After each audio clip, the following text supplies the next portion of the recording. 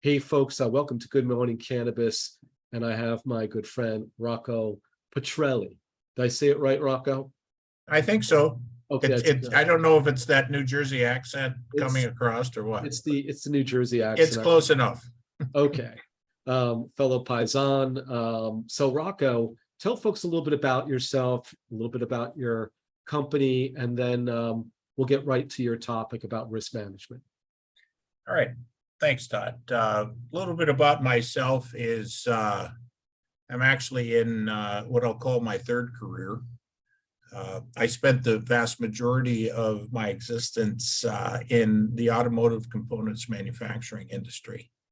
The first half of that 30-year tenure was on the technical side, as I'm a degreed engineer from Penn State University, and then had some nice breaks and opportunities and got a chance to morph over to the executive management side and held some, fairly high level positions with major automotive components producers, as well as being chosen as the first CEO of a company by the name of currently PMG, but was originally Sinterstahl, to create a North American existence for a German-Austrian firm.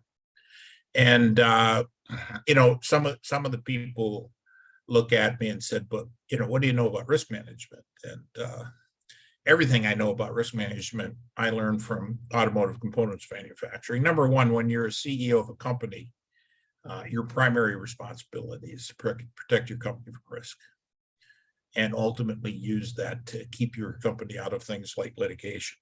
Mm-hmm. But the best story I can tell is on the being responsible for multiple plants that were supplying automotive components to car builders all over the world.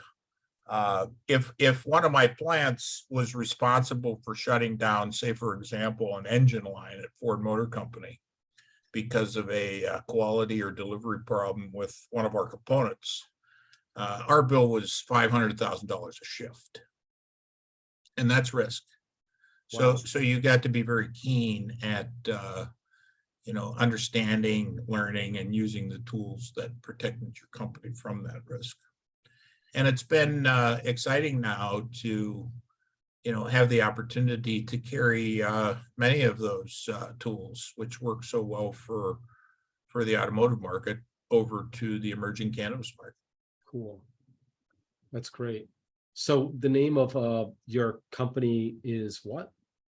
The name of our company is National Cannabis Risk Prevention Services, NCRPS.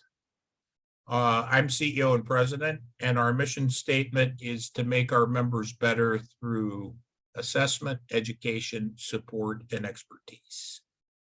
And we do that having created a disruptively innovative risk management platform, which means it's the only platform of its type in cannabis. We're totally focused on cannabis. And after we identify risks through what is a very capable assessment tool called CRP squared, we score those risks. We have the capability to score over 500 individual points of risk in a cannabis vertical. We score them on a couple of aggregate levels. And once then we have a score, because one of my main themes as a manager of companies is single point accountability, and what gets measured gets done. We then use those risk scores to compare against a standard, and then put together a custom syllabus of education and consultation that's necessary to improve the areas of risk that we find substandard in the identification or the assessment process.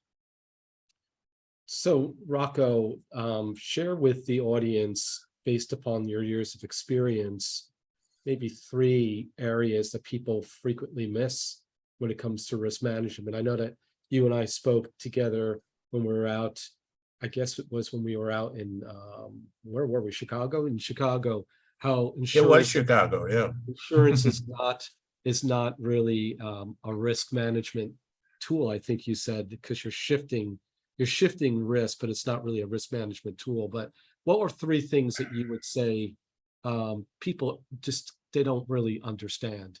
And you Well, mentioned- maybe I'll turn that into four because a couple of them are Okay. on a more broader sense and a couple of them are individual. But number one, given the point that you just brought up, and you can't really blame people in cannabis because there's an avenue of messaging out there that makes them think this. But insurance, or excuse me, risk management is much, much more than buying insurance. Right. I like to say, and I'm not being disparaging to the insurance industry because it's absolutely necessary, but nobody ever mitigated an ounce of risk by buying an insurance policy. Insurance policies are meant to transfer the risk to, a financial substitute to cover the cost of a particular risk from happening. Mitigation, risk management, risk mitigation is actually taking actions to understand where your risks are.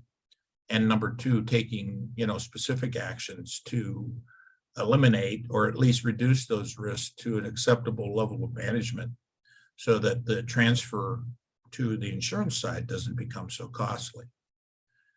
So that's one big area. The second area, which is mostly more broad or general, is the fact that, and again, this totally comes from my experience in automotive, but, cannabis right now,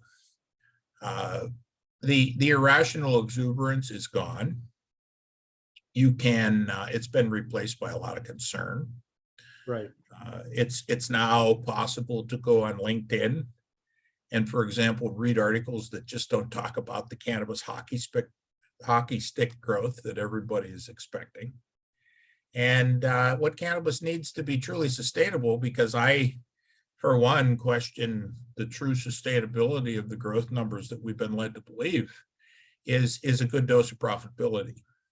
Right. And that profitability, and again, coming from automotive, that profitability does not come from the revenue line, it comes from the cost line.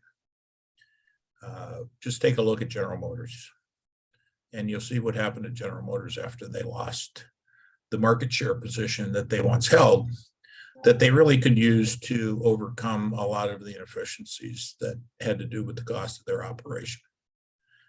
Best thing that happened to U.S. automotive, not to go too far down that path, but was the emergence of the Asian transplants and the European companies. They came in, it's when I first got started in the late 80s, but they came in and kicked our butt.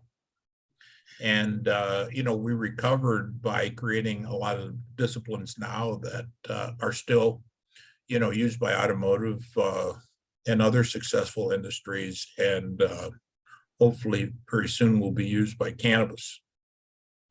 So specifically, risk management is more than a process. It's actually a discipline. It's one of the biggest examples of long-term success structure that comes out of risk management is the creation of a continuous improvement program. And a continuous improvement program is not a project of the month. It's a culture, it's a discipline, and everybody in your company needs to be dedicated to it. Again, growth or profitability doesn't come from the revenue side. Cannabis is starting to learn and understand that. I mean, in automotive, to use that parallel again, I didn't get price increases. I mean, if I wanted a long-term contract with Ford or General Motors, I had to give money back every year. Yeah.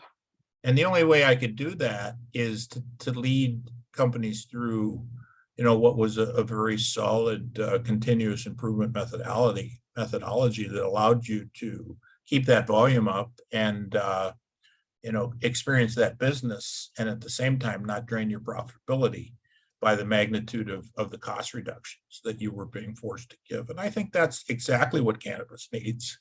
And I'll introduce the term, Todd, to you. First time I've used it publicly, but it's even more than risk management. It's effective risk management. Ooh. And hopefully we can use that to sort of distinguish ourselves from the risk management that's being thrown around somewhat loosely by the insurance professionals. Interesting. Getting specific, by far, I think the biggest risk that cannabis companies face right now is that of product liability. Product liability. Two reasons. Number one, and we're seeing more of this lately, but we found that testing is not really reliable. There are some test labs out there that are cooking the books.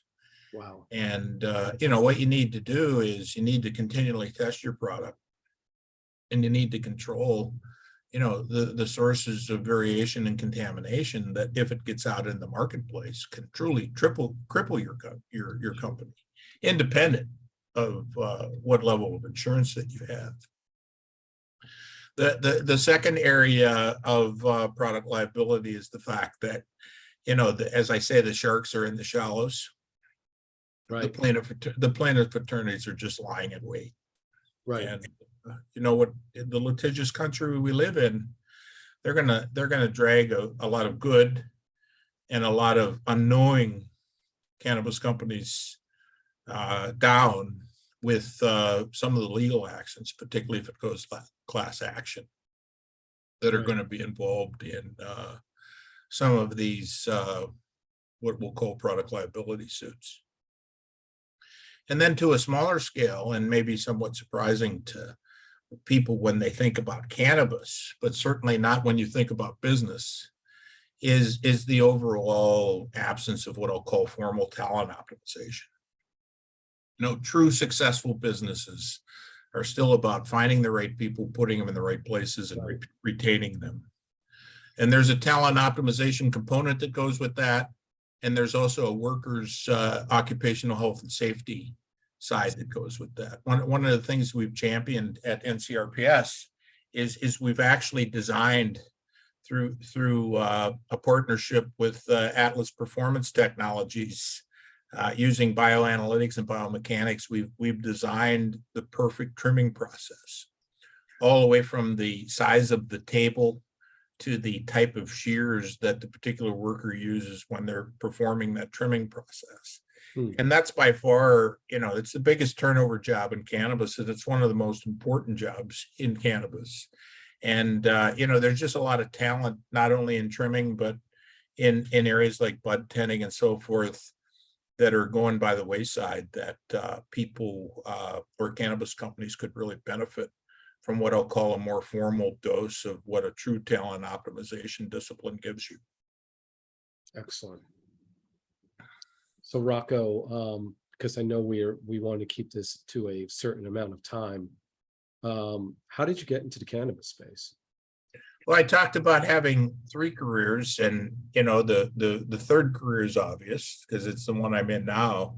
But in between automotive and cannabis, I actually was a fractional executive with my own firm for a number of years. So I was hired by various companies to perform a C-level job for a period of time on an interim basis, to get them through some point that either they weren't able to, or they didn't want to make the full-time commitment. And it was, I did that successfully for about 12 years.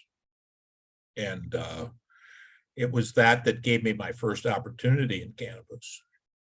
And it put me in a position where, not only was I able to create and lead, NCRPS and the formation of our association and academy through NCRMA and the National Cannabis Risk Management Academy, which is our educational institution. But I also had a heavy hand in creating a cannabis captive insurance company that was really designed to fit this whole model, because there has to be compensation on the back end. And what insurance companies need to do is provide fair coverages, and then put themselves in a position where they can financially reward the companies that become very good at risk management with things like better coverages and lower premiums. And that's the model that we created with the brand name Trichome Captive. But I've since stepped away from those responsibilities and have my total focus on risk management, but don't feel I'm out of line when I talk about and criticize insurance, because spent a fair amount of time in the trenches understanding what it was all about. So this is really good. Rocco, if someone wanted to get a hold of you or to kind of learn more, what's the best way for them to get in touch with you? Well, you know, it's www.ncrps.com.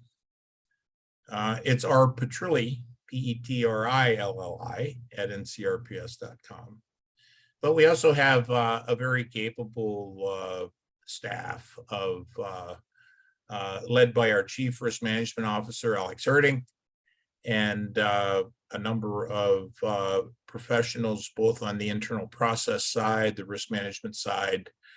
Sandy Datcher is our operations manager, and you know, through our various websites and LinkedIn appearances, it shouldn't take too much effort to find one of us, and we can talk to you more about what we really do. That's excellent. So, Rocco, I'm going to thank you for being on our show today at Good Morning Cannabis. And I'm going to have you back to talk more about risk management in the upcoming months. But just wanted to thank you again for being our guest. Yeah, Todd, thank you. It's been a pleasure. Certainly getting to know you has been a pleasure. Yep. I try to spend my time with people who have more than a passion for profitability, but have a passion truly for what cannabis means and what it means to be involved in this industry. And it was that alignment that brought us together, and I know very confident it'll keep us together. So thank you, my friend, and have a great day. Okay, Todd, thank you very much.